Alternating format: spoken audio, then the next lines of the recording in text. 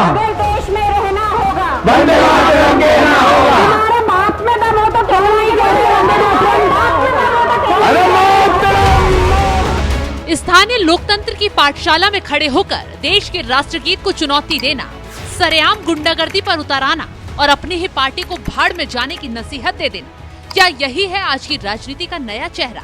इंदौर के नगर निगम में जो हुआ उसने न सिर्फ मध्य प्रदेश बल्कि पूरे देश को झकझोर कर रख दिया।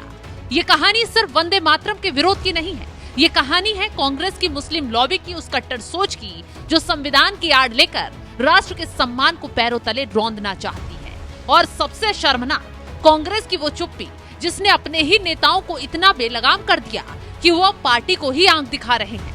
आज बात उस मुस्लिम पार्षद की जिसने कैमरे के सामने खड़े होकर चिल्लाया कि किसी के बाप में दम है तो वंदे मातरम बुलवा कर दिखाओ।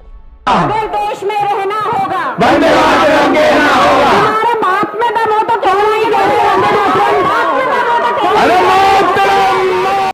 इंदौर नगर निगम का बजट सत्र चल रहा था। नियम के मुताबिक वंदे मातरम शुरू हुआ, पूरा सदन खड़ा था, राष्ट्रभक्ति की लहर थी, लेकिन दो चेहरे ऐसे थे जिन पर ना कोई शिकन थी ना ही दिल में कोई सम्मान। ये चेहरे थे कांग्रेस पार्षद रुबीना इकबाल खान का और फौजिया शेख अलीम का। जब बीजेपी ने उन्हें टोका तो देखे रुबीना खान ने मर्यादा की सारी सीमाएं ही लांघ दी। उन्होंने वो शब्द कहे जो कोई भी सभ्य नागरिक सोच भी नहीं सकता। उन्होंने छूटते ही चेतावनी दे डाली, तुम्हारे बाप में दम हो तो कहलवा कर दिखा दो। अगर देश में रहना होगा, वंदे मातरम कहना होगा। हमारे बाप में दम हो तो कहना ही चाहिए, वंदे मातरम। बात में दम हो तो कहना ही चाहिए। कांग्रेस पार्षद रुबीना इकबाल खान का ये अहंकार देखिए, ये उस संविधान का अपमान कर रही हैं जिसकी शपथ लेकर यहाँ बैठी हैं। आखिर कांग्रेस पार्षद रुबीना इकबाल जैसे लोगों को इतनी हिम्मत कहाँ से मिलती है? क्या कांग्रेस ने अपने नेताओं को ये छूट दे रखी है कि वो राष्ट्रगीत को चुनौती दे? खैर, मैडम साहिबा ने जब सदन में बदतमीजी की तो मामला यही नहीं थमा। बीजेपी के पार्षद उनका विरोध करते हुए जोरों शोरों से चिल्लाने लगे, अगर देश में रहना होगा तो वंदे मातरम कहना होगा। जब ये आवाज कांग्रेस पार्षद रुबीना इकबाल के कानों में चुभी तो मैडम साहिबा चिल्लाने पर उतर आई। हंगामा बढ़ा और फौजिया शेख को सदन से बाहर का रास्ता दिखाना ही पड़ गया। लेकिन बाहर निकलते ही जो सच उन्होंने उगला उसने कांग्रेस की जड़ें ही हिलाकर रख दी। अब यहाँ से शुरू होता है असली खेल। मीडिया के सामने आकर जो कहा वो कांग्रेस के मुंह पर किसी तमाचे से कम नहीं था। उन्होंने छूटते ही कह दिया कि भाड़ में जाए कांग्रेस। अरे भैया, कुरान में ये है कि ला इलाहा इल्लल्लाह, एक अल्लाह के सिवा कोई नहीं इबादत के लायक। अब वंदे मातरम का मतलब ये होता है, वंदे यानी इबादत करना, मातरम यानी माता की, है ना। तो हम लोग जब एक अल्लाह की इबादत करते हैं तो फिर हम माता की इबादत क्यों करें? हम अपनी सगी माँ की इबादत नहीं करते क्योंकि हमारा हुक्म है ये। तो कांग्रेस पार्टी समर्थन कर रही है, भाड़ में जाए। कांग्रेस पार्टी कर रही तो करे, और वो नहीं हमारा साथ देगी तो उनको तो हलवा लगते ना मुसलमान, खाली वोट लेने के लिए है। जब ऐसे मुद्दे आते हैं तो अपना पल्ला झाड़ लेती है। कांग्रेस ने जीतू पटवारी को भी शिकायत करने की बात करी। किसने?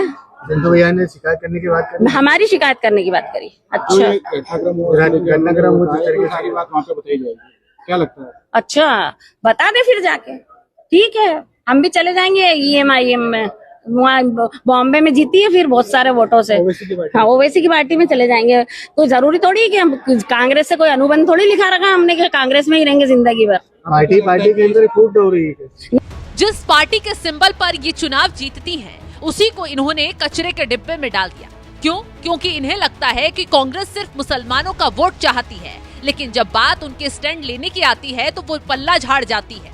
इस बात में सच्चाई तो है, लेकिन कांग्रेस की पार्षद ही जब अपनी ही पार्टी की पोल खोल रही हैं, अपनी ही पार्टी को धमकी दे रही हैं, तो समझ ही लीजिए कि कांग्रेस कैसे मुसलमानों के साथ खेल कर रही है और अब मुसलमान कांग्रेस को ही किस नजर से देख रहे हैं। खैर, रुबीना इकबाल खान ने साफ कर दिया है कि अगर इस मुद्दे पर कांग्रेस साथ नहीं देती तो वो AIMIM यानी ओवैसी की पार्टी का हाथ पकड़ लेंगी। ये है कांग्रेस की मुस्लिम लॉबी की असलियत। मानो इनके लिए ना तो पार्टी मायने रखती है ना ही विचारधारा। इनके लिए सिर्फ और सिर्फ वोट बैंक और मजहबी एजेंडा सर्वोपरि है। हैरानी तो इस बात की है कि कांग्रेस पार्षद की हरकत पर हर हिंदुस्तानी का खून खौल रहा है, लेकिन कांग्रेस के शहर अध्यक्ष इसे व्यक्तिगत राय बता रहे हैं। शर्म आनी चाहिए। जब आपके नेता राष्ट्रगीत का अपमान करें और पार्टी को गाली दें, तो आप इसे पर्सनल ओपिनियन कहकर अपना पल्ला झाड़ रहे हैं। क्या सत्ता की भूख इतनी बढ़ गई कि आप देश का अपमान करने वालों के खिलाफ एक्शन नहीं ले सकते, पार्टी को गालियां देने वालों पर कार्रवाई नहीं कर सकते? खैर, रुबीना खान और फौजिया शेख का तर्क भी सुन लीजिए। वो कहती हैं कि कुरान में सिर्फ अल्लाह की इबादत के लिए लिखा हुआ है, तो हम कैसे वंदे मातरम बोल सकते हैं? वंदे मातरम बोलने का मतलब है भारत माता की पूजा करना। अब मैडम को कौन बताए, वंदे मातरम इबादत नहीं, इस मिट्टी का सम्मान है। उसी मिट्टी की वंदना से इतनी चिढ़ क्यों? ये दोहरा मापदंड नहीं तो क्या है?